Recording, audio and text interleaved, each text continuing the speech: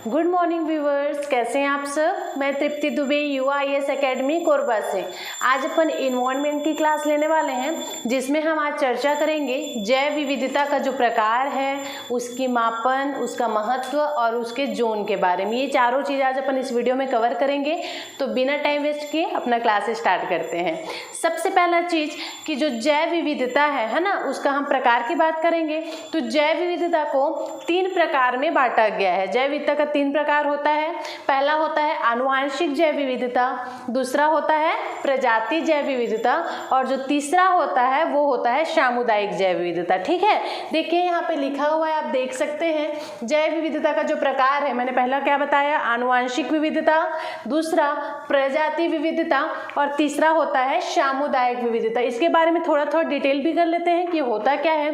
देखिए, आनुवांशिक विविधता किसे कहा जाता है, एक ही प्रजाति के जीव में जो विविधता पाई जाती है उसको आनुवांशिक विविधता कहा जाता है। आपके लिए एकदम इजी, मतलब बहुत ही कम शब्द का प्रयोग करके मैं इसका जो परिभाषा है वो लेके आई हूँ, ताकि आपको कम टाइम पर, कम समय पर ज़्यादा से ज़्यादा चीज़ें समझ आ सके। ठीक है, अगर डिटेल में ही पढ़ाना होता तो एक बुक हमारे पास काफ़ी होता है, हम बुक की मदद से भी पढ़ सकते हैं, लेकिन उसमें से जो शब्द होते हैं, ऐसे वर्ड यूज़ किए जाते हैं जो हमको जल्दी से याद नहीं हो पाता है। इसलिए मैंने कोशिश किया है कि एकदम ईजी में आपके लिए एक वीडियो लेकर आऊं, ताकि आपको वो जो चीज़ें हैं वो आसानी से समझ आ सके। हमारा आज का क्लास बहुत ज़्यादा इंपॉर्टेंट है। इसमें कॉन्सेप्ट के साथ साथ लास्ट में बहुत सारे ऑब्जेक्टिव भी हैं, फैक्ट से रिलेटेड भी क्वेश्चन है ना। इस कारण से मेरी वीडियो में शुरू से लेकर लास्ट तक आप बने रहें, ताकि कोई भी चीज़ आपसे मिस ना हो। तो आज का क्लास मैंने क्या बताया आपको, आनुवांशिक विविधता। तो क्या होता है ये, एक ही प्रजाति के, है ना, एक ही प्रकार की जो प्रजाति होती है जीवों की, उसमें पाई जाने वाली विविधता को क्या कहा जाता है, आनुवांशिक विविधता कहा जाता है। मतलब क्या, जैसे देखिए डॉग लेते हैं अपन, है ना, आपने देखा होगा बहुत सारा डॉग होता है जिसको लोग अपने घर में भी पालते हैं, और बहुत सारा डॉग होता है जो कि घर में, मतलब हमारे गाँव में, हमारी गलियों में ऐसे घूमते हुए आपको नजर आएंगे। दोनों डॉग की ही प्रजाति है, डॉग तो दोनों ही कहलाते हैं, लेकिन दोनों में काफी अंतर होता है। तो यही होता है आनुवांशिक विविधता। ठीक है, एक ही प्रकार के प्रजाति के जो जीव होते हैं उनमें पाए जाने वाली भिन्नता को क्या कहा जाता है, आनुवांशिक विविधता कहा जाता है। क्लियर।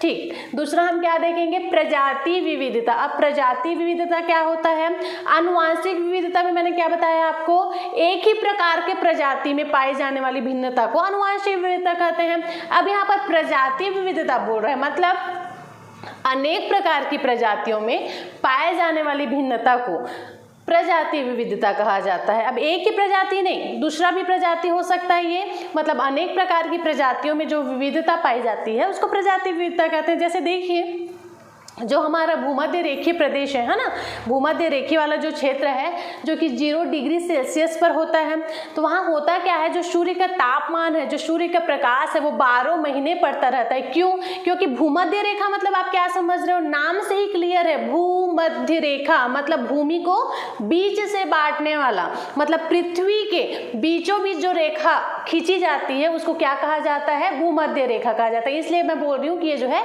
0 डिग्री सेल्सियस पर होता है।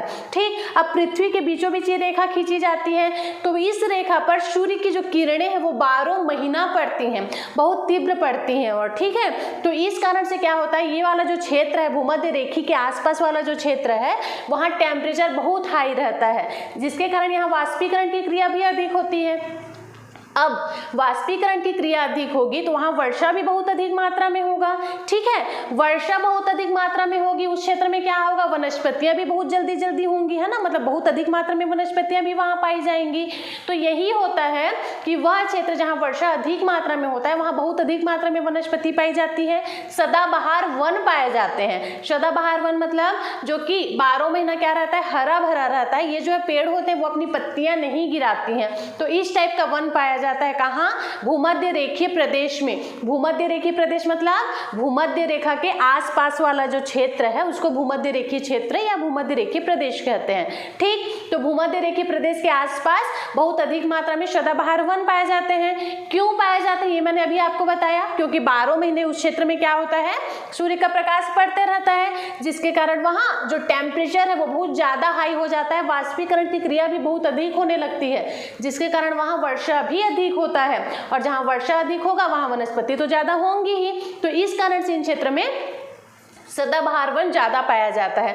अब देखिए जो सदाबहार वन होते हैं, है ना, काफ़ी घने और काफ़ी बड़े होते हैं। तो ये आपस में इतने ज़्यादा घने हो जाते हैं, उनकी पत्तियाँ, उनकी जो शाखाएं वो इतनी ज़्यादा हो जाती हैं कि जो वृक्ष है वो एक शेल्टर का काम करने लगता है। ठीक है, एक छाया का काम करने लगता है। किसके लिए?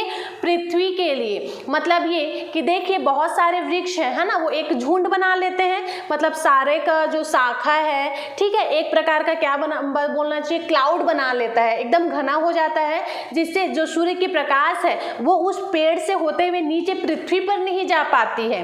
ठीक, लेकिन जब वर्षा होता है तो क्योंकि वो नीचे वाला सेंटर वहां पर क्या हो रहा है, सूर्य का प्रकाश पहुंच ही नहीं पा रहा है, इस कारण से वहां पर का जो माहौल है वो एक प्रकार का अंधेरा अंधेरा सा लगने लगता है, क्योंकि सूर्य की प्रकाश पहुंच ही नहीं पाती है।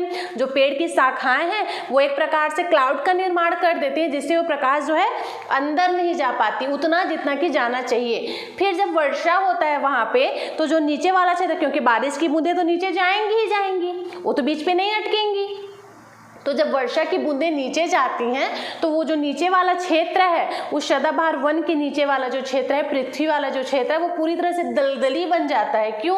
क्योंकि वर्षा वहाँ पे जा रही है लेकिन सूर्य का प्रकाश वहाँ पे जा नहीं पा रहा है, इस कारण से वो जो जगह है वो दलदल वाला क्षेत्र बन जाता है, और उस दलदल में बहुत सारी प्रजातियाँ फिर पनपने लगती हैं, बहुत सारी प्रजातियाँ पैदा हो जाती हैं। तो इस कारण से जो भूमध्य रेखीय प्रदेश है ना, वहाँ क्या होता है, प्रजाति विविधता अधिक पाई जाती है। क्यों पाई जाती है अब आपको समझ आया? क्योंकि वहां पर ऐसा माहौल उत्पन्न हो जाता है कि बहुत सारी प्रजातियां अपने आप पनपने लगती हैं, क्योंकि दलदली क्षेत्र बन जाता है। तो इस कारण से ऐसे क्षेत्र में भूमध्य रेखीय प्रदेश में प्रजाति विविधता अधिक पाई जाती है। देखिए यहाँ से क्वेश्चन बन जाता है कि ऐसा कौन सा क्षेत्र है जहां प्रजाति विविधता अधिक पाई जाती है। तो आपको याद रखना है कि भूमध्य रेखीय प्रदेश या फिर विषुवत रेखीय वर्षा वाला जो वन होता है उस क्षेत्र में प्रजाति विविधता सबसे अधिक पाई जाती है। ठीक है, अगर यहाँ पर मैं भारत की बात करूं तो भारत में सदाबहार वन नहीं पाए जाते हैं, मतलब सदाबहार वन एकदम कम रूप में पाया जाता है। ऐसा क्यों होता है? क्योंकि मैंने अभी आपको बताया कि प्रजाति विविधता कहाँ ज्यादा पाई जाती है, जहाँ सदाबहार वन होता है, मतलब भूमध्य रेखीय प्रदेश में। अब देखिए जो भूमध्य रेखीय प्रदेश है, मान लीजिए ये भूमध्य रेखीय प्रदेश है ना, भूमि के बीचों बीच खींचा गया एक रेखा है।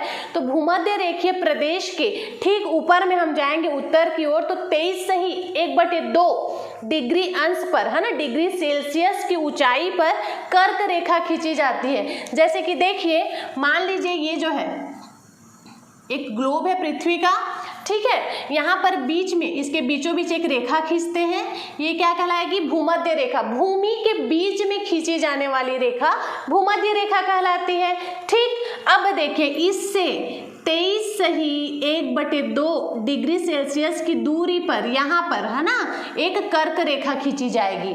भूमध्य रेखी से 23 सही 1/2 अंश की दूरी पर, मतलब उत्तर की ओर, ऊपर की ओर एक और रेखा खींची जाती है जिसको कर्क रेखा कहा जाता है ना। और ये जो कर्क रेखा है ये हमारा कर्क रेखा हुआ। तो जो कर्क रेखा है वो भारत के बीचों बीच खींची जाती है, मतलब समझ आ रहा है, ये पृथ्वी के बीच खींचे जाने वाली रेखा भूमध्य रेखा हो गई।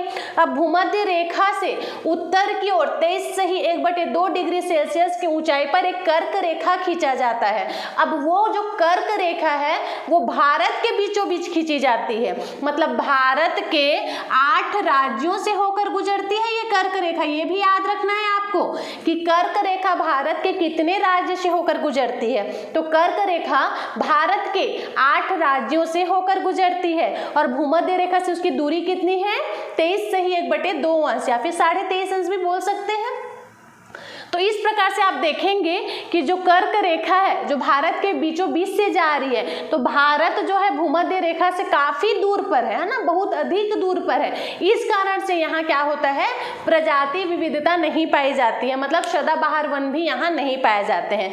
तो अब यहाँ कैसा वन पाया जाता है भारत में, तो भारत में पाया जाता है मानसून वन, ठीक है, मानसून वन पाया जाता है यहाँ। और यहाँ जो प्रजाति विविधता है वो भी मानसूनी क्षेत्र में पाई जाती है, मतलब प्रजाति मानसूनी विविधता यहाँ पाई जाती है। किधर, वो भी पश्चिम घाट की तरफ, जो भारत का पश्चिम घाट है वहाँ मानसूनी विविधता पाई जाती है। सदाबहार वन यहाँ नहीं पाए जाते, यहाँ मानसूनी वन पाया जाता है। क्यों, आपको समझ आया, क्योंकि ये जो है भूमध्य रेखा से काफी दूर है। तो इस प्रकार से प्रजाति विविधता का कॉन्सेप्ट आपको क्लियर हुआ। क्वेश्चन पूछा जाएगा कि ऐसा कौन सा क्षेत्र है जहां प्रजाति विविधता अधिक पाई जाती है, तो कौन सा क्षेत्र आपको बताना है, भूमध्य रेखीय या फिर विषुवत रेखीय वर्षा वाले जो वन है वो वाला जो क्षेत्र है वहां प्रजाति विविधता अधिक पाया जाता है। भारत में किस प्रकार के वन ज्यादा पाए जाते हैं, तो मानसूनी वन पाए जाते हैं, मानसूनी प्रजाति यहाँ पाई जाती है, याद रखना है आपको, ठीक। नेक्स्ट पॉइंट हम देखेंगे सामुदायिक विविधता। अब सामुदायिक विविधता क्या होता है, देखिए जो पृथ्वी है ना, पृथ्वी में बहुत सारी चीजें हैं, जैसे कि पर्वत है, पठार है, मरुस्थली वाला भाग है, झील वाला भाग है, तालाब वाला भाग है, मतलब एक प्रकार का मैं बोल सकती हूँ भौगोलिक परिस्थितियाँ है ना। कोई पर्वतीय प्रदेश कहलाता है, कोई मरुस्थलीय प्रदेश कहलाता है, कोई मैदानी प्रदेश कहलाता है। तो एक प्रकार से उसको भौगोलिक परिस्थितियाँ अपन बोल सकते हैं, तो स्थलाकृति भी बोल सकते हैं या फिर भौगोलिक परिस्थिति भी बोल सकते हैं, ठीक। तो इस प्रकार से जो स्थलाकृति है या भौगोलिक परिस्थितियों में जो प्रजातियां पाई जाती हैं उनमें जो भिन्नता पाया जाता है उसको सामुदायिक विविधता कहते हैं। समझ आ रहा है, देखिए क्या होता है, मान लीजिए मैं आपको बताती हूँ,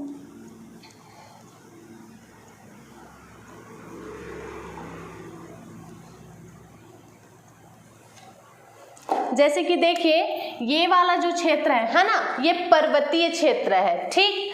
ये वाला जो क्षेत्र है वो मरुस्थली वाला क्षेत्र है, क्लियर। मरुस्थली क्षेत्र मतलब रेगिस्तान अपन ले सकते हैं, और ये वाला जो क्षेत्र है वो पर्वतीय क्षेत्र है। तो यहाँ पर जो भी जीव जंतु पाए जाएंगे, ठीक है, जो भी वनस्पति पाई जाएगी या फिर जो भी जीव जंतु पाया जाएगा, और यहाँ पर जो भी जीव जंतु पाएंगे और जो भी वनस्पति पाया जाएगा उन दोनों में अंतर होगा ना, क्योंकि यहाँ पर जो जीव जंतु रहेंगे उनको आदत हो जाएगा कि ये पर्वतीय प्रदेश में रहने का, और जो रेगिस्तान में मतलब जो मरुस्थलीय परिस्थिति में जीव जंतु रह रहे हैं उनको आदत हो जाएगा कि ग्रीष्म वाला जो तापमान है, मतलब मरुस्थलीय मतलब वहाँ गर्मी ज़्यादा है, उस माहौल में रहने का, उस टेम्परेचर में रहने का उनको आदत पड़ जाएगा। तो इस प्रकार से इन दोनों क्षेत्र में जो जीव जंतु या फिर वनस्पति पाए जाएंगे वो एक दूसरे से अलग होंगे, क्योंकि ये तो पर्वतीय वाले जीव जंतु हैं पर्वतीय प्रदेश में, और ये मरुस्थलीय प्रदेश में रहने वाले जीव जंतु हैं। तो इन दोनों में काफ़ी अंतर होगा, इन दोनों जीव जंतुओं के बीच विविधता पाई जाएगी। तो ऐसे ही विविधता को क्या कहा जाता है, सामुदायिक विविधता कहा जाता है। क्लियर है, मतलब दो अलग अलग क्षेत्र के जीव जंतुओं के मध्य पाए जाने वाली विविधता को सामुदायिक विविधता कहते हैं। जैसे फॉर एग्जांपल अपन ले सकते हैं, मान लीजिए कोई तालाब है ना, उस तालाब में बहुत सारे जीव जंतु रह रहे हैं, और वहीं पर मैं बात करूं एक झील की, उस झील में भी बहुत सारे जीव जंतु रह रहे हैं, तो उन दोनों के मध्य विविधता पाई जाएगी, ठीक है। जो झील में रहने वाली मछली है और जो तालाब में रहने वाली मछली है, इन दोनों में अंतर पाया जाता है। इसे ही क्या कहा जाता है, सामुदायिक विविधता। या फिर जैसे देखे होंगे आप, बहुत सारे लोग अपने घर में एक्वेरियम में रखकर कछुआ पालते हैं, कछुआ पालने के शौकीन होते हैं कुछ लोग, इस कारण से कुछ लोग कछुआ की पूजा भी करते हैं, विष्णु जी का अवतार मानकर इसलिए भी रखते हैं, है ना।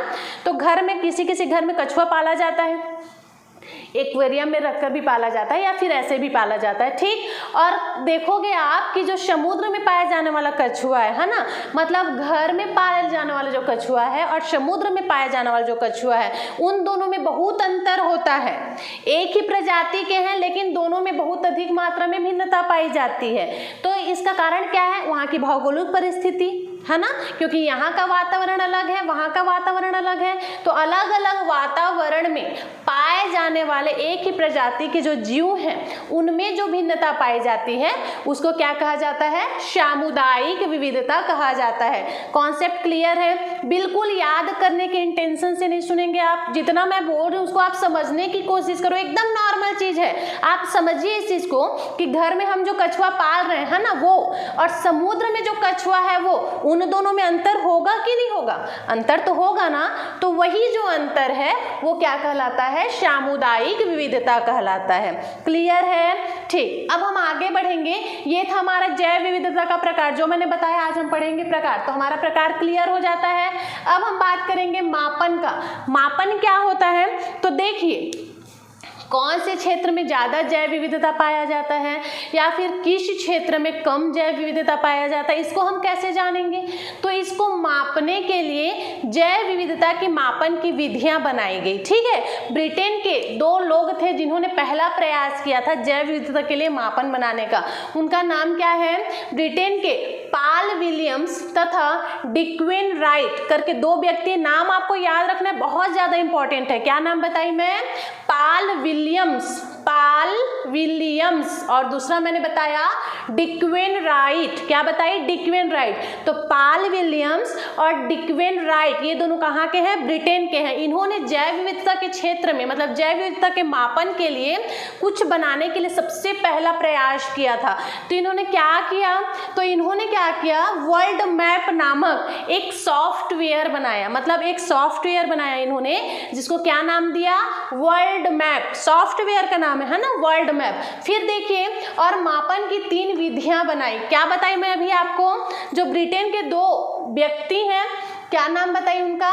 पाल विलियम्स और दूसरा डिक्वेन राइट। इन दोनों ने क्या किया, जैव विविधता का मापन बनाने के लिए सबसे पहले तो एक सॉफ्टवेयर बनाया। उस सॉफ्टवेयर को नाम दिया वर्ल्ड मैप करके। ठीक, अब जब उनका ये सॉफ्टवेयर बन गया है ना, सॉफ्टवेयर बनने के बाद उन्होंने क्या किया, मापन की 3 विधियां बताई। उन विधियों का नाम क्या क्या है देखिए, अल्फा, बीटा और गामा। इस प्रकार की 3 विधियां बताई उन्होंने जैव विविधता का मापन करने के लिए। जो जैव विविधता है उसका मापन करने के लिए 3 विधियां कौन कौन सा? अल्फा, बीटा और गामा। अब ये क्या होता है? तो जो अल्फा विविधता है इससे कैसे मापन कर सकते हैं हम जैव विविधता का? तो अल्फा के द्वारा जो जैव विविधता है ना, उसकी संख्या का मापन किया जाता है। मतलब क्या? जैसे मान लीजिए किसी क्षेत्र को, हम पर्टिकुलर क्षेत्र की मैं बात करती हूँ आपको, तो किसी क्षेत्र में कितनी अधिक मात्रा में जैव विविधता है, मतलब उस क्षेत्र में कितनी अधिक मात्रा में प्रजातियां पाई जा रही है। जैव विविधता प्रजाति मतलब आप क्या समझ रहे हो? मान लो कोई पारिस्थितिक तंत्र है ना, उस पारिस्थितिक तंत्र में जितनी प्रजातियां पाई जाएंगी तो उसको क्या बोला जाएगा? वहां जैव विविधता अधिक पाया जाएगा। क्योंकि मान लो कोई स्थान है, वहां पर बहुत प्रकार के जीव जंतु रह रहे हैं। ठीक, तो उन जीव जंतुओं में क्या होगा? विविधता भी पाया जाएगा, क्योंकि बहुत सारी प्रजाति वहां पर एक ही जगह पे निवास कर रही हैं। तो ऐसा वाला जो क्षेत्र है वहां जैव विविधता सबसे अधिक पाया जाएगा कि नहीं? आप खुद सोचिए इस चीज को। मान लो कोई जगह है ना, जहाँ बहुत सारे लोग निवास कर रहे हैं, जहां पर पॉपुलेशन बहुत ज्यादा है, बहुत सारे प्रजाति के लोग वहां पर रह रहे हैं, अलग अलग प्रजाति के लोग रह रहे हैं, तो वहां भिन्नता भी तो अधिक पाई जाएगी। तो इसी कारण से वहां जैव विविधता भी अधिक पाई जाएगी। जीवों में पाए जाने वाली विविधता को ही जैव विविधता कहा जाता है। इस कारण से वहां भिन्नता भी अधिक पाई जाएगी। तो जिस स्थान पर सबसे ज्यादा भिन्नता पाया जाता है प्रजाति के मध्य, या फिर जिस स्थान पर सबसे अधिक मात्रा में जैव विविधता पाया जाता है, उसको क्या किया जाता है? उसको हॉटस्पॉट घोषित कर दिया जाता है। मैंने अपने लास्ट लेक्चर में सारे हॉटस्पॉट के बारे में आपको बताया है। 4 प्रकार के हॉटस्पॉट हमने देखे थे, जिसमें सबसे बड़ा हॉटस्पॉट हमने देखा, सबसे छोटा हॉटस्पॉट भी हमने देखा।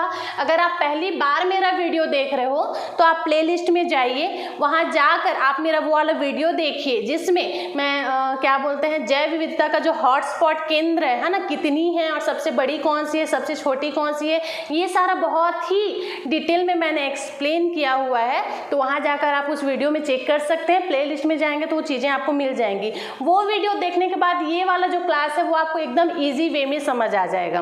ठीक, तो हम बात कर रहे थे अल्फा विविधता के बारे में। तो किसी भी स्थान पर जो जीवों में प्रजातियां होती हैं ना, प्रजातियों में जो भिन्नता होती हैं उनकी संख्या के बारे में जानकारी अल्फा विविधता से मिलता है। मतलब किसी जगह पर, किसी क्षेत्र में कितनी अधिक संख्या में जैव विविधता पाई जा रही है, मतलब कितने प्रजाति हैं और कितने प्रजाति नहीं हैं। जैसे देखिए, मान लो कोई क्षेत्र है ना, हमने देखा कि 2018 में इस क्षेत्र में 50 प्रजाति पाए गए थे। ठीक, अब 2019 में हम देखेंगे कि उस 50 में सिर्फ 45 प्रजाति बचे हुए हैं, जो 5 प्रजाति है वो वहाँ से पलायन कर गए हैं। अब इसका पता कैसे हमको चलेगा?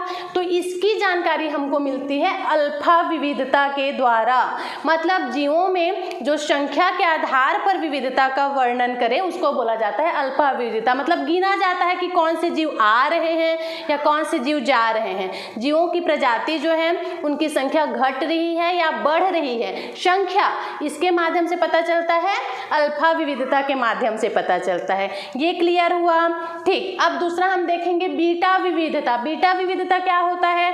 अल्फा विविधता में तो हमने संख्या के आधार पर जानकारी ले ली कि कितनी संख्या में यहाँ पर प्रजाति है और कितनी संख्या में कम हो गई। अब बीटा विविधता में कैसी जानकारी मिलती है?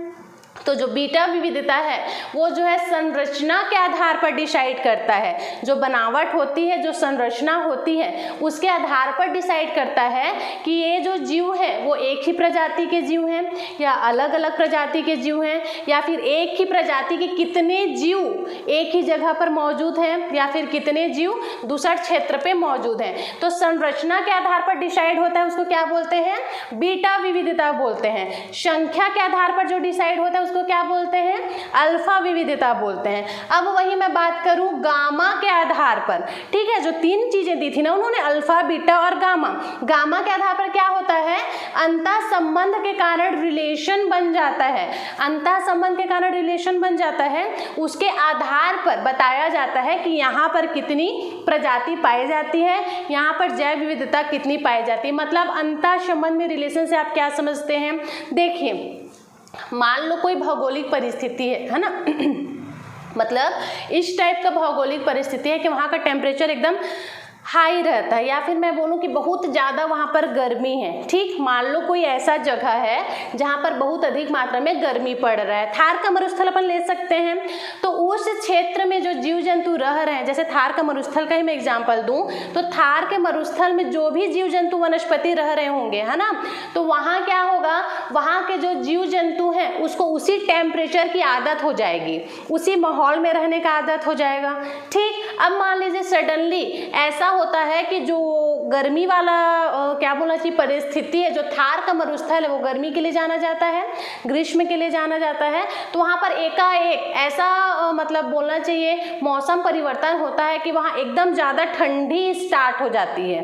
ठीक, तो उससे क्या होगा, तो मान लो उस गर्म प्रदेश में जो रह रहे हैं जीव जंतु, जिनको गर्मियों की आदत हो गई है, गर्मी में रहने की आदत हो गई है, वो जीव जंतु वहाँ नहीं रह पाएंगे। वो जो है वहाँ से पलायन करने लगेंगे, दूसरे क्षेत्र में जाने लगेंगे। तो इसका मतलब आप क्या समझते हैं कि जो भी भौगोलिक परिस्थिति है ना, मान लो थार का मरुस्थल की ही मैं बात करूं तो वहाँ के जो जीव जंतु हैं उसको गर्मी में रहने का आदत हो जाएगा। मतलब वहाँ के जो जीव जंतु हैं उनका वहाँ की जो भौगोलिक परिस्थिति उसके साथ अंतर संबंध, एक प्रकार का रिलेशन बन जाएगा कि भौगोलिक परिस्थिति में ही वो जीव जंतु रह पाएंगे। अगर मौसम चेंज हो जाता है तो वो जीव जंतु वहाँ पर नहीं रह पाएंगे, वो वहाँ से पलायन कर जाएंगे किसी दूसरी जगह पर उस गर्मी वाले क्षेत्र की तलाश में। ठीक, तो इस प्रकार के संबंध को क्या कहा जाता है? अंतर संबंध, रिलेशन कहा जाता है। और इसमें पाए जाने वाली विविधता को किसके द्वारा प्रदर्शित किया जाता है? गामा विविधता के द्वारा प्रदर्शित किया जाता है। तो ये चीजें क्लियर है। अल्फा संख्या के आधार पर डिसाइड होता है, बीटा संरचना के आधार पर डिसाइड होता है, और जो गामा है वो अंतर संबंध, रिलेशन के आधार पर डिसाइड होता है। तो इस प्रकार से कौन कौन से क्षेत्र में कितनी जैव विविधता पाई जाती है इसका पता लगाने के लिए 3 नियम दिया गया, अल्फा, बीटा, गामा करके। किसके द्वारा दिया गया? पाल विलियम्स और डिक्वेन राइट के द्वारा। ये दोनों कहाँ के थे? ये दोनों ब्रिटेन से थे। इन्होंने क्या बनाया? इन्होंने जो सॉफ्टवेयर बनाया उसका क्या नाम दिया? तो इन्होंने जो सॉफ्टवेयर बनाया उसका नाम इन्होंने क्या दिया था?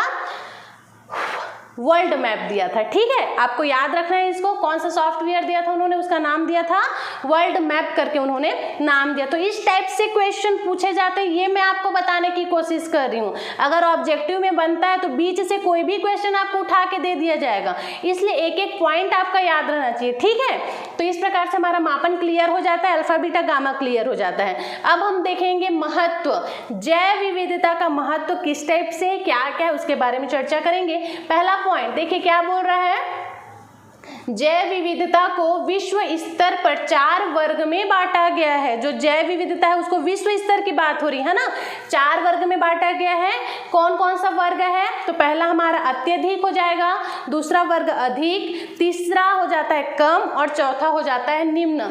तो इस प्रकार से जो जैव विविधता है उसको 4 वर्ग में बांटा गया है। अत्यधिक जैव विविधता क्या होता है, थोड़ा सा इसके बारे में देख लेते हैं। देखिए अत्यधिक जैव विविधता इस प्रकार के जोन में उष्णकटिबंधीय, स्थलीय एवं जलीय भागों को सम्मिलित किया गया है। क्वेश्चन बन जाएगा, अत्यधिक जैव विविधता में किसको शामिल किया गया है, तो याद रखना है एक तो उष्णकटिबंधीय, दूसरा जलीय और तीसरा स्थलीय, इन तीनों को शामिल किया गया है किसमें, अत्यधिक जैव विविधता वाले जोन में। आगे देखेंगे, पर्वतीय क्षेत्र में उच्चतर चोटियों की तुलना में निम्नतर घाटियों में जैव विविधता अधिक होता है। ऑब्वियसली आप इसको खुद सोच सकते हो कि मान लो कोई क्षेत्र है ना, जहाँ पर्वत है जिसकी ऊंची चोटी है, तो उस ऊंची चोटी में जैव विविधता अधिक पाई जाएगी। आप पर्वत के नीचे जो घाटी वाला स्थान है वहाँ जैव विविधता ज़्यादा पाया जाएगा, घाटी वाले स्थान में ज़्यादा पाया जाएगा, क्योंकि उतना ऊंची चोटी में टेम्परेचर, एक तो टेम्परेचर का प्रभाव पड़ेगा, परिस्थिति का प्रभाव पड़ेगा, ऑक्सीजन एवरीथिंग मतलब बोलना चाहिए बहुत ही कम मात्रा में होगा। जो एक जीव के रहने के लिए क्या होना चाहिए, जो वातावरण चाहिए वो वहाँ पर हमको नहीं मिल पाएगा, पॉसिबल ही नहीं हो पाएगा, क्योंकि पर्वत की चोटी है मान लो है ना, वहाँ पर पानी की कमी भी बहुत अधिक मात्रा में होगी और हर एक जीव जंतु को पानी की ज़रूरत होती है, ऑक्सीजन की भी ज़रूरत होगी। ऊंचाई पर ऑक्सीजन की मात्रा कम होती है, सबको पता होना चाहिए। लेकिन वहीं मैं घाटी की बात करूं तो घाटी में आपको सारा चीज़ मिल जाएगा, खाने की व्यवस्था हो जाएगी आपकी नीचे है ना, और उसके साथ साथ पानी पीने को भी मिल जाएगा, ऑक्सीजन भी पर्याप्त मात्रा में है, टेम्परेचर भी पर्याप्त मात्रा में है। तो इस प्रकार से आप खुद सोच सकते हो कि किसी पर्वत की चोटी की अपेक्षा घाटी में जो जैव विविधता है वो अधिक मात्रा में पाया जाता है। ये भी क्वेश्चन बन जाएगा आपको घुमाने के लिए, तो थोड़ा सा ध्यान देंगे, क्वेश्चन अच्छे से पढ़ेंगे, उसके बाद ऑटोमेटिक चीज़ें आपको समझ आ जाएंगी। नेक्स्ट पॉइंट क्या बोल रहा है, देखेंगे इन्हें भी 4 भागों में बांटा गया है। किसे, जो अत्यधिक जैव विविधता हम लोग पढ़ रहे हैं उसको भी 4 भागों में बांटा गया है। कौन कौन सा भाग देखते हैं, पहला बोल रहा है उष्णकटिबंधीय वर्षावन, दूसरा कौन सा है प्रवाल भित्तियां, तीसरा है हमारा आर्द्र भूमि और चौथा है हमारा उष्णकटिबंधीय सागरीय क्षेत्र। मतलब ये जो चारों क्षेत्र हैं वहां अत्यधिक जैव विविधता पाई जाती है। कैसे देखते हैं, उष्णकटिबंधीय वर्षावन, यह वन विश्व के लगभग 13% भूभाग पर फैला हुआ है। क्वेश्चन बन जाएगा कि विश्व के है ना कितने परसेंट भूभाग पर उष्णकटिबंधीय वन पाया जाता है, तो उष्णकटिबंधीय वर्षा वाले जो वन हैं वो विश्व के लगभग 13% भाग पर फैले हुए हैं। विश्व की बात हो रही है ना, कंफ्यूज नहीं होंगे। दूसरा देखिए, इस वन में विश्व की 80% ज्ञात प्रजातियां विद्यमान है। किस वन में, उष्णकटिबंधीय जो वर्षा वन है उसमें 80% ज्ञात प्रजातियां विद्यमान है। मतलब क्या, जिस प्रजाति की हमको जानकारी है, ज्ञात होना मतलब जानकारी होना, तो जिस 80 प्रकार की जो प्रजाति है जिसकी हमें जानकारी है वो यहाँ निवास करती है। कहाँ, उष्णकटिबंधीय वर्षा वन में। नेक्स्ट पॉइंट, इस वन में संसार की 50% से अधिक ज्ञात पादप जाति है। समझ आ रहा है, पादप मतलब वनस्पति की बात हो रही है, तो 50% से अधिक पादप प्रजाति मतलब वनस्पति है और 80% से अधिक ज्ञात जाति है मतलब जंतु पाए जाते हैं। ठीक, कोई भी प्रजाति हो सकती है। आगे देखेंगे, प्राणियों, जीव जंतु और वनस्पति का भंडार कहा जाता है। किसे कहा जाता है? उष्णकटिबंधीय वर्षा वाले वन को क्या कहा जाता है? प्राणियों, जीव जंतु और वनस्पतियों का भंडार। क्वेश्चन बन जाएगा कि प्राणियों, जीव जंतु और वनस्पति का भंडार किस क्षेत्र को कहा जाता है? तो याद रखना है, उष्णकटिबंधीय वर्षा वाले वन को कहा जाता है। ठीक, आगे देखेंगे प्रवाल भित्तियां। अब ये क्या होता है? प्रवाल भित्तियों के बारे में थोड़ा सा देख लेते हैं। देखिए, इसका पहला पॉइंट बोल रहा है वर्तमान में लगभग 100 से अधिक देशों में पाई जाती है। प्रवाल भित्तियों की बात हो रही है। वर्तमान में लगभग 100 से अधिक देशों में क्या पाई जाती है? प्रवाल भित्ति। लगभग 107 है। ठीक है, अभी करंट का आप देख लीजिएगा, लेकिन जहां तक मेरे को आइडिया है 107 प्रवाल भित्तियां पाई जाती है अभी वर्तमान में। ठीक, तो वर्तमान में लगभग 100 से अधिक जो प्रवाल भित्ति है, जो 100 से अधिक देशों में पाई जाती है। अब देखिए, ये समुद्र के वर्षावन उपमा से संबोधित की जाती है। जो प्रवाल भित्ति है उसको क्या कहा जाता है? समुद्र का वर्षावन कहा जाता है। याद रखना है कि समुद्र का वर्षावन किसे कहा जाता है? क्वेश्चन आ जाएगा कि समुद्र का वर्षावन किसे कहा जाता है, तो आपको याद रखना है समुद्र का वर्षावन प्रवाल भित्तियों को कहा जाता है। ठीक, आगे देखेंगे विश्व का सबसे बड़ी प्रवाल भित्ति कौन सी है? तो आपको अब तक तो ये चीज याद हो जाना चाहिए, क्योंकि ये क्वेश्चन मैं बहुत बार रिपीट कर चुकी हूँ। तो विश्व का सबसे बड़ा प्रवाल भित्ति कौन सा है? ऑस्ट्रेलिया का ग्रेट बैरियर रीफ, जो कि ऑस्ट्रेलिया के पूर्वी छोर में स्थित है। ठीक है, ऑस्ट्रेलिया है, उसके पूर्वी छोर में ये ग्रेट बैरियर रीफ स्थित है, जहां विश्व की बात हो रही है। विश्व की सबसे बड़ी प्रवाल भित्ति यहाँ पाई जाती है। ठीक है, नेक्स्ट पॉइंट देखेंगे, आर्द्र भूमि की बात हो रही है। आर्द्र भूमि मतलब आप क्या समझते हैं? आर्द्र भूमि मतलब आधा स्थल और आधा जल।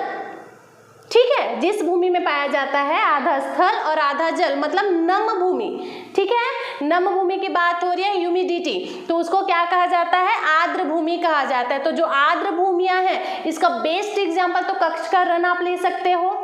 ठीक है, तो जो कच्छ का रण है वो आर्द्र भूमि का ही एक एग्जाम्पल है। रामसर सम्मेलन हुआ था इसी से रिलेटेड, तो ये भी आपको याद होना चाहिए। तो जो आर्द्र भूमियां हैं वहाँ क्या पाया जाता है? अत्यधिक जैव विविधता पाया जाता है। क्लियर, ये भी आपको याद रखना है।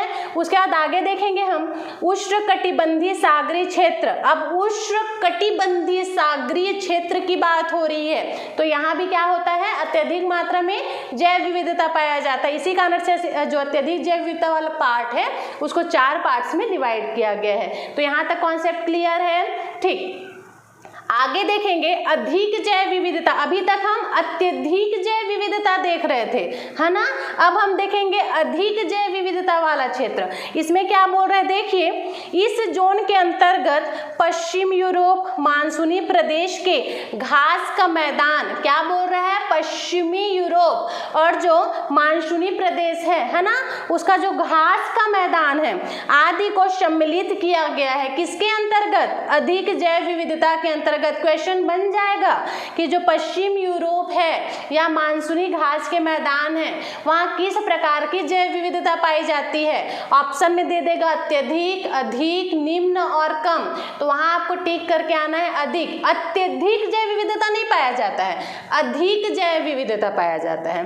ठीक है, तो अधिक जैव विविधता कहाँ पाया जाता है? पश्चिम यूरोप में हो गया, मानसूनी प्रदेश का जो घास का मैदान वाला क्षेत्र होता है वहां हो गया, तो वहां क्या पाया जाता है? अधिक जैव विविधता। नेक्स्ट पॉइंट देखेंगे, जलीय व सागरीय क्षेत्र में भी अनेक वनस्पतियां पाई जाती है। विविधता में कुछ भी हो सकता है, ये जंतुओं के मध्य पाए जाने वाली विविधता भी हो सकती है, वनस्पति में पाए जाने वाली भी विविधता हो सकती है, क्योंकि ये दोनों मिलकर ही एक परिस्थिति का निर्माण करते हैं विविधता का। ठीक, तो क्या बोल रहा है? जलीय व सागरीय क्षेत्र में भी अनेक प्रकार की वनस्पतियां पाई जाती है। आगे देखेंगे तटों के आंतरिक भाग में, तट मतलब समझ रहे हैं ना, समुद्र का जो तट होता है, किनारा, तो तटों के आंतरिक भाग में वर्षा की मात्रा कमी की वजह से ठीक है। घास के मैदानों का विकास संभव हुआ है, वर्षा की मात्रा कम हुई, इसी कारण से घास का मैदान बना।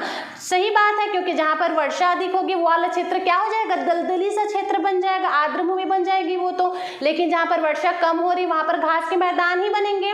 तो घास के मैदान कम होने के कारण, वर्षा की मात्रा कम होने के कारण घास का मैदान बना है बोल रहे हैं। जैसे कि कौन कौन से घास के मैदान हैं जो कि फेमस हैं, तो एक तो हमारा प्रेरी है, वेल्ड है, पंपास है, स्टेपी है, डाउन्स है, बहुत सारे हैं जो देश के अलग अलग क्षेत्र में हैं। ठीक, तो ये चीजें आपको याद रखनी है। अगला पॉइंट देखेंगे, उत्तरी अटलांटिक महासागर का सारगैसो सागर अपनी वनस्पति सारग्रेशम नामक घास के लिए विख्यात है। क्या बोल रहा है, सारगैसो सागर। ये क्या होता है, जो सारगैसो सागर है ना, इसका सीमा नहीं है क्योंकि ये समुद्र के बीच में स्थित है। ठीक, तो सारगैसो सागर में क्या होता है, एक क्या पाया जाता है, सारग्रेशम नामक घास पाया जाता है। सारगैसो का जो सागर है, सारगैसो नाम का, वहाँ क्या पाया जाता है, सारग्रेशम नामक एक घास पाया जाता है। ठीक है, एक घास का मैदान पाया जाता है, तो उसके लिए वो जो है प्रसिद्ध है। तो यह अटलांटिक ओशन में पड़ता है। कहाँ पड़ता है, अटलांटिक ओशन में। कौन सा पड़ता है, सारगैसो सागर। सारगैसो सागर कहाँ पाया जाता है, ये क्योंकि समुद्र के बीच में स्थित है, इस कारण इसकी कोई सीमा रेखा नहीं है। ठीक, तो ये पड़ता कहाँ है, तो ये पड़ता है अटलांटिक ओशन में, याद रखेंगे आप। और यहाँ कौन से नाम की घास पाई जाती है, अगर आपको सारगैसो याद है तो आपको सारग्रेशम भी याद रहेगा क्योंकि मिलता जुलता नाम है। ठीक, तो सारग्रेशम नामक घास पाई जाती है, इसी कारण से ये फेमस है। और कहाँ पड़ता है, अटलांटिक ओशन में। नेक्स्ट पॉइंट, जापान का तटीय क्षेत्र डागर बैंक विभिन्न मछलियां भी अन्य जंतुओं का निवास स्थल है। जापान का जो तटीय क्षेत्र है उसकी बात हो रही है। जापान के तटीय क्षेत्र में क्या क्या पाया जाता है, विभिन्न प्रकार की मछलियां पाई जाती हैं, डागर बैंक पाया जाता है। तो इस प्रकार से बहुत सारी प्रजातियां वहां भी निवास करती हैं। अगला पॉइंट हम देखेंगे, कम जैव विविधता वाला क्षेत्र। अभी तक हमने क्या देखा, अत्यधिक जैव विविधता वाला क्षेत्र देख लिए, अधिक जैव विविधता वाला क्षेत्र देख लिए। अब हम देखेंगे कम जैव विविधता वाला क्षेत्र। तो देखिए क्या बोल रहा है, इस जोन में कोड़धारी वन पाए जाते हैं। कोड़धारी वन मतलब शंकुवन बोल सकते हैं अपन, तो कोड़धारी वन पाया जाता है। तो देखिए इसमें उपध्रुवीय एवं मरुस्थलीय क्षेत्र को शामिल किया गया है। किसमें, कम जैव विविधता वाला क्षेत्र में उपध्रुवीय और मरुस्थलीय क्षेत्र को शामिल किया गया है। क्यों किया गया है, क्योंकि यहाँ जैव विविधता कम पाई जाती है। जो मरुस्थली वाला क्षेत्र है, उपध्रुवीय मरुस्थली बोल रहे हैं ना, यहाँ पर बर्फ बहुत ज्यादा होता है, ठंडी की मात्रा बहुत अधिक होती है, वहां पर एक मनुष्य भी नहीं ठहर सकता, तो कोई और प्रजाति कैसे ठहरेगी। ठीक है, तो वो होता है उपध्रुवीय प्रदेश। तो उपध्रुवीय और मरुस्थली वाला जो क्षेत्र है वहाँ जैव विविधता कम पाई जाती है, पाए ही जाएंगे क्योंकि मरुस्थली क्षेत्र मतलब रेगिस्तान हो गया, बहुत अधिक मात्रा में वहाँ गर्मी पड़ता है। और जो उपध्रुवीय की बात हो रही है वहाँ ठंडी बहुत पड़ती है, तो ऐसे क्षेत्र में बहुत ही कम प्रजातियां पाई जाएंगी।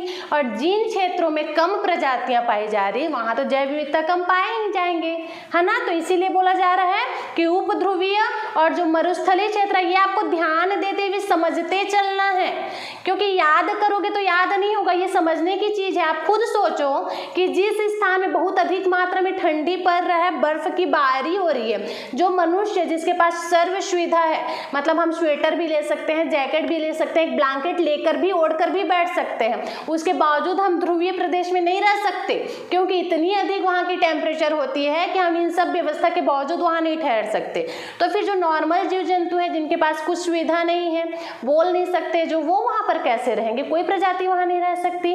वैसे ही गर्मी की बात हो रही है तो कुछ जीवों को छोड़कर जिनको गर्मी की आदत हो गई है सिर्फ वही जीव वहाँ रह सकते हैं, लेकिन बाकी जैसे कि सदाबहार वन हमारा हो गया, है ना, मानसून वन हो गया, वहाँ पर जितनी अधिक मात्रा में जैव विविधता पाई जाती है, मतलब नॉर्मल टेम्परेचर जहाँ का होता है जो एक जीव के लिए चाहिए, उस परिस्थिति में जितने अधिक मात्रा में जीव रहते हैं, जैव विविधता पाई जाती है, अपेक्षाकृत जो ये क्षेत्र है, उपध्रुवीय क्षेत्र हो गया या ध्रुवीय क्षेत्र हो गया या फिर मरुस्थल वाला क्षेत्र हो गया, यहाँ प्रजातियां कम पाई जाती हैं। ठीक वही बोला जा रहा है। तो किसको शामिल किया गया, क्वेश्चन पूछ लिया जाता है कि जो मरुस्थलीय क्षेत्र है उसको किसमें शामिल किया गया है, तो कम जैव विविधता वाले क्षेत्र में शामिल पाया जाता है, लेकिन एक लिमिट में। इस कारण से बोला जाता है कि इसको कम जैव विविधता वाले क्षेत्र में शामिल किया गया है।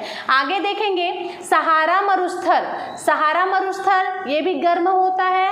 अरब ईरान तुरान मरुस्थल ये भी गर्म होता है। थार मरुस्थल ये भी गर्म होता है। और पेरागोडिया मरुस्थल यहाँ शीत पाई जाती है।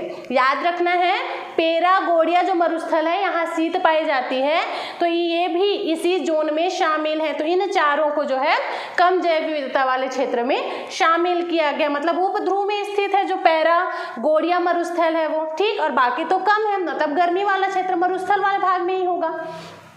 आगे देखेंगे निम्न जैव विविधता वाला जोन। अब तक हम कम देख रहे थे, अब निम्न देखेंगे, कम से भी कम। तो क्या बोल रहा है, यह जोन वर्षा बर्फ के रूप में जंतु व वनस्पति विज्ञान के लिए प्रतिकूल माना जाता है। वर्षा के बर्फ के रूप में, ठीक है, जो जंतु और वनस्पति विज्ञान है उसके लिए प्रतिकूल माना जाता है। अनुसंधान कार्य होता है ऐसे क्षेत्र में, क्योंकि बहुत अधिक निम्न होता है। इस जोन में क्या कहा जा रहा है कि वर्षा बर्फ के रूप में जो जंतु हैं और वनस्पति विज्ञान है इसके लिए प्रतिकूल माना जाता है। क्लियर है? तो आपको अत्यधिक, अधिक, कम और निम्न वाला जो जोन है, जो जैव विविधता को पार्टीशन किया गया है, तो वो क्लियर हुआ किस किस टाइप से है। आपको ये याद रखना है कि कौन सी प्रजाति, ठीक है, या फिर कौन सा वन किस जोन में शामिल किया गया है। उष्णकटिबंधीय वन को किस में शामिल किया गया है, तो जैसे उसको अत्यधिक जैव विविधता वाले क्षेत्र में शामिल किया गया है। जो हमारा प्रवाल भित्ति हमने देखा उसको अत्यधिक जोन में शामिल किया गया है। थार का मरुस्थल जो हमने देखा उसको कम जैव विविधता वाले में शामिल किया गया है। तो ये सारी चीजें हैं जो आपका क्वेश्चन बनता है एग्जाम में, इन सभी चीजों को मिलाकर। तो ये छोटी छोटी चीजें जो आपको याद रखना है। ब्रिटेन के 2 वैज्ञानिक का नाम मैंने बताया था, उनका पहला सॉफ्टवेयर कौन सा था, ये सारी चीजें आपको याद रखनी है। तो ये था हमारा आज का क्लास। जो हमने बताया उससे रिलेटेड कुछ फैक्ट की चीज़ें आपको मैं बताती हूँ जो कि मैक्सिमम क्वेश्चन में पूछा जाता है। देखिए पहला क्वेश्चन बोल रहा है प्रजातीय विविधता की दृष्टि से समृद्ध कौन सा, प्रजातीय विविधता की दृष्टि से समृद्ध कौन सा है, तो मानसूनी प्रदेश है। भारत की बात हो रही है ना, भारत में प्रजातीय विविधता किस प्रदेश में पाई जाती है, तो मानसूनी प्रदेश में पाई जाती है, क्योंकि मैंने आपको बताया था कि जो भारत है वो जो है भूमध्य रेखा से काफी दूर है ना। दूसरा देखेंगे कहाँ प्रजातीय विविधता अधिक पाई जाती है। अब क्या पूछ रहा है, भारत की बात नहीं हो रही है, विश्व लेवल का क्वेश्चन है। किस स्थान पर प्रजातीय विविधता सबसे अधिक पाई जाती है, तो याद रखना है, मैंने बताया था भूमध्य रेखीय जो प्रदेश है इसके साथ साथ विषुवत रेखीय वर्षा वाला वन वाला जो क्षेत्र है वहां प्रजातीय विविधता अधिक पाई जाती है। नेक्स्ट क्वेश्चन, भारत के किस क्षेत्र को पारिस्थितिक उष्ण स्थल की संज्ञा प्रदान की गई है, पश्चिमी घाट को। याद रखना है पश्चिमी घाट जो है हॉटस्पॉट केंद्र भी है, क्योंकि वहां अधिक मात्रा में जैव विविधता पाया जाता है, ठीक, याद रखेंगे। नेक्स्ट क्वेश्चन, जो अब जैव विविधता वाला जो क्षेत्र है उसके बारे में बताया जा रहा है कि जो डुबोंग है, ठीक है, डुबोंग क्या है, ऐसा क्वेश्चन है। अच्छा इससे पहले एक और क्वेश्चन देखेंगे, डुबोंग की बात हो रही है, डुबोंग किस प्रकार का, एक प्रकार का समुद्री जीव होता है, तो क्वेश्चन बनेगा कि डुबोंग है क्या, ठीक है। तो आपको याद रखना है कि जो डुबोंग है वो एक तो समुद्री जीव है और दूसरा वो जो है स्तनधारी जीव है। मैमल का नाम आपने सुना है, तो ये याद रखना है कि डुबोंग एक स्तनधारी जीव है, क्योंकि क्वेश्चन एकदम छोटा छोटा क्वेश्चन कुछ भी दे दिया जाता है, इसलिए सारा चीज आपको पढ़ना है, एक भी चीज हम छोड़े ऐसा नहीं, सारा का सारा चीज आप पढ़ोगे तभी आपका सिलेक्शन हो सकता है। जो इंपॉर्टेंट है उसको, इंपॉर्टेंट जो क्वेश्चन नहीं है उस पर आप अपना टाइम वेस्ट करेंगे तो क्या होगा, उसमें फिर आपका सिलेक्शन नहीं होगा। देखिए होता क्या है कि हर किसी के पास 24 घंटा होता है, किसी के पास एक दिन में 48 घंटा नहीं होता, सबके पास 24 घंटा होता है और सब लोग अपना अपना प्रिपेयर करते हैं। लेकिन यहाँ पर मिस्टेक ये हो जाता है कि कोई सही रणनीति से पढ़ाई कर रहा होता है और कोई मेहनत उतना ही कर रहा है लेकिन उसकी रणनीति सही नहीं है। मतलब क्या, आप पूरा अपना टाइम दे रहे हो पढ़ाई करने के लिए, ठीक है, इस टाइप से हम पढ़ें, इस सब्जेक्ट को पहले कंप्लीट करें, लेकिन आपकी रणनीति सही नहीं है, आपको पता नहीं है कि कौन सा चीज़ पढ़ना है, कौन सा चीज़ को छोड़ना है। जो इम्पोर्टेंट इम्पॉर्टेंट चीज़ है उसको आप पढ़िए, जो इम्पॉर्टेंट नहीं है उसको आप छोड़ दीजिए, तब आपको सही मायने में सही चीज़ का तैयारी होगा 100%, तभी आपका प्रिपेयर हो पाएगा। अगर आप ऐसा सोचोगे कि मैं कुछ को भी नहीं छोड़ूंगा, मैं तो सबको पढ़ लूँगा, तो उसमें क्या होगा, उसमें सिर्फ आपका टाइम वेस्ट होगा। जो इम्पॉर्टेंट नहीं है उस चीज़ को भी मान लो आप पढ़ रहे हो, ठीक है, तो उसमें सिर्फ टाइम वेस्ट होगा आपका। उसकी अपेक्षा जो इम्पॉर्टेंट है उन चीज़ों को अगर आप पढ़ रहे हैं तो जो बाकी टाइम बचता है उसमें आप उसका रिवाइज कर सकते हो।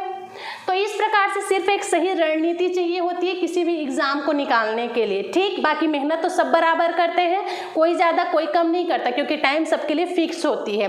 तो वही मैं आपको बता रही हूँ, जो इम्पोर्टेंट चीज़ें हैं उसको आप फोकस करो, जो बताया जा रहा है उसको आप पढ़िए। चाहिए तो आप PDF ले सकते हैं या फिर वीडियो देखकर खुद बनाइए नोट्स, ठीक है, और इसको पूरा याद कीजिए। इसके बाद अगर टाइम बचता है तो आप बुक की हेल्प से और चीज़ें अगर आप पढ़ना चाहते हैं तो वो आप पढ़िए, ठीक, तभी आपका सिलेक्शन हो सकता है। नहीं तो चाहे आप कितनी भी मेहनत कीजिए, अगर रणनीति आपका सही नहीं तो सिलेक्शन नहीं हो सकता, ठीक। तो आगे हम क्वेश्चन देखेंगे। मैंने आपको बताया था जैव विविधता वाले क्षेत्र, तो इसमें रखा गया है जैव भौगोलिक क्षेत्र में ट्रांस हिमालय, तो ट्रांस हिमालय का 5.6% शामिल है इसमें, और आर्द्र शुष्क हो गया।